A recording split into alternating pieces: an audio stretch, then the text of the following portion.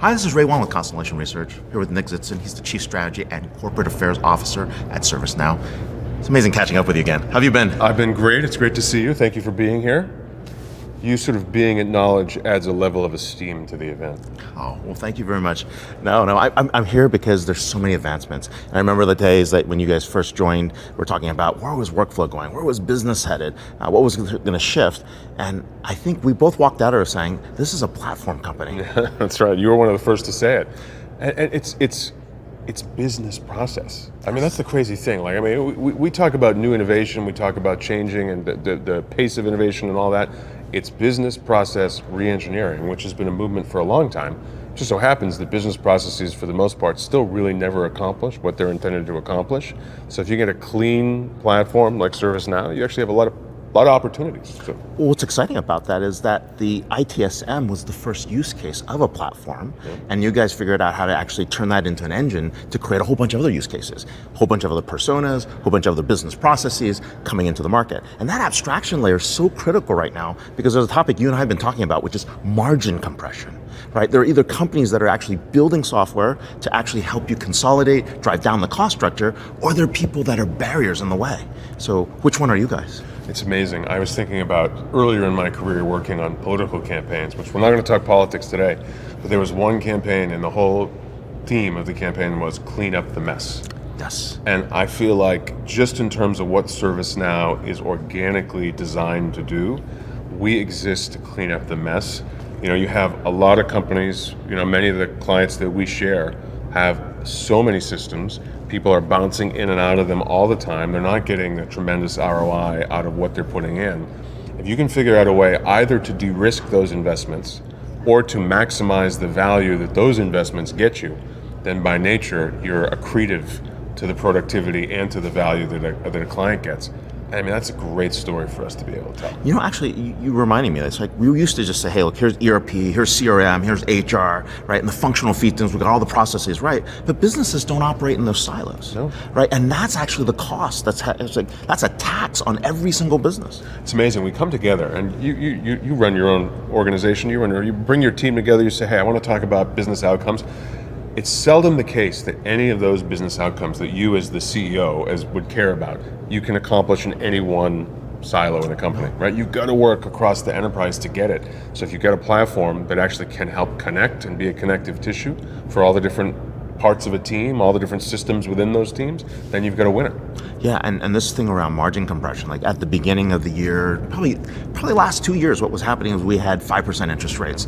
Every strategy firm came in and said, you know what, you need to drive down your cost structure, you need to actually get to something that makes sense. You overhired when it was 0% interest rates, let's streamline that. The second thing came in, let's look at automation, let's look at AI. There's ability to do an AI arbitrage, so maybe we can get some efficiencies out of there. And then this margin compression comes into place, right, where people are trying to figure out what are those new business models. And in fact, even if you do incrementally, like 20% better, 30% better, it's not enough, right? We're gonna see some massive transformation there. So what are the big announcements from the event that you're excited about? I'm excited about all of them because that's what I'm paid to say. I would tell you that you know, the work that's being done to engineer classic analytical AI, generative AI, into the platform architecture itself. And that's not a light lift. You heard it on day one in Bill's keynote from John Sigler and from Joe Davis.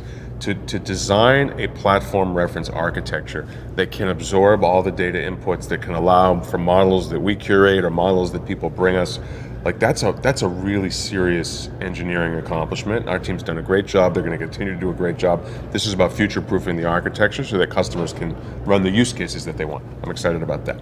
I'm obviously excited about the idea of getting really serious about this whole single pane of glass concept. Again, something you heard from Bill and you saw from CJ. If we're not going to replace all of these different systems, and let's be clear, there's a lot of good software companies out there, right? We're not saying to anybody, and nor are we hearing from anybody, hey, my plan is to rip all these systems out. That's not going to happen. The question is, how do you make it easier for an individual, for Ray, for Nick, to work across those systems? You create one single experience, much like we have on our smartphones, right? One single interface, so you can pull up what you need. I'm really excited about that. I'm excited about our advancements in the front office. You heard some from John Ball yesterday. Oh yeah. The partnership with Genesys is a big deal. So there's a lot happening. I think the point Bill keeps making is It's an end-to-end platform serving different industries and different personas, and you see a little bit of new in all of those areas here. You know, that last mile is so important, right? Being able to connect the dots. That's where the efficiencies are going to be happening. We're going to go machine to human, human to human, machine to machine. These things are all going to be interactions, and we've got to be able to operate seamlessly, and you're going to see that in the future.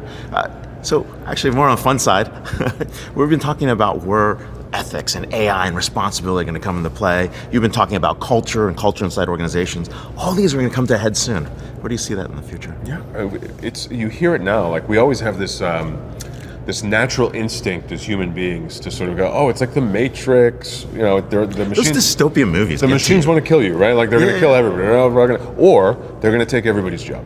Like, everyone's going to get laid off. No one's going to be needed anymore because of technology. Come on. We got to be real with people. I think people are desperate for some real conversation. The political process is not often given it to us in the United States, and that's not a knock on any individual. That's just the way the process has gone. Yeah. So you're talking about the tidal wave of new innovation in business and in the enterprise.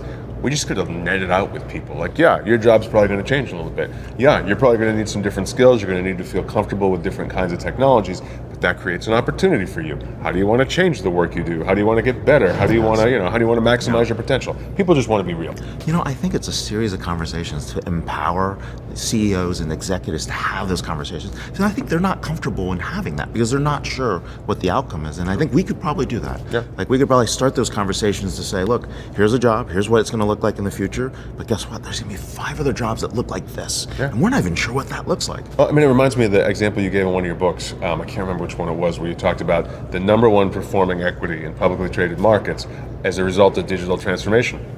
It was Domino's Pizza. It went from $3 to 300 something between 2009 and 2019. Yeah, and we all know, because you can track your pizza order on your phone, and like, we don't think of that as digital transformation, but there you have a pizza business doing really well, changing how it does business, creating more opportunities for people to work there. So it doesn't have to be scary. It just has to be, we have to be open to these kinds of changes. Well, here's one in the opening of the next book I'm going to write. In the 20s, there was this concept called artificial refrigeration, and it was going to change the future of work. It was going to change how people behave. It was going to improve health outcomes. The winners were Kelvinator, Frigidaire, Amana, GE. These are companies that no longer, play that role. Who was the winner? Who's the winner? Coca-Cola. Coca-Cola. Because they took artificial refrigeration and made refrigeration a whole nother part of the business, and they actually used that in the business model.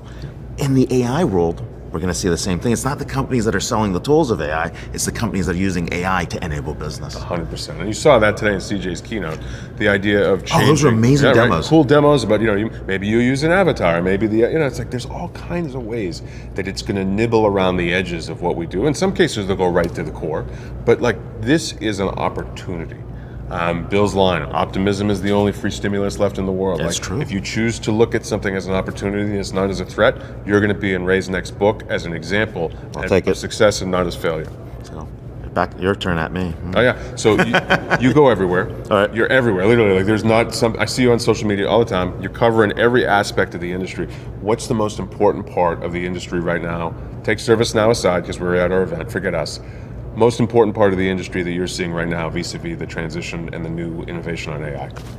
I actually think it's not any of that. It's the private capital markets.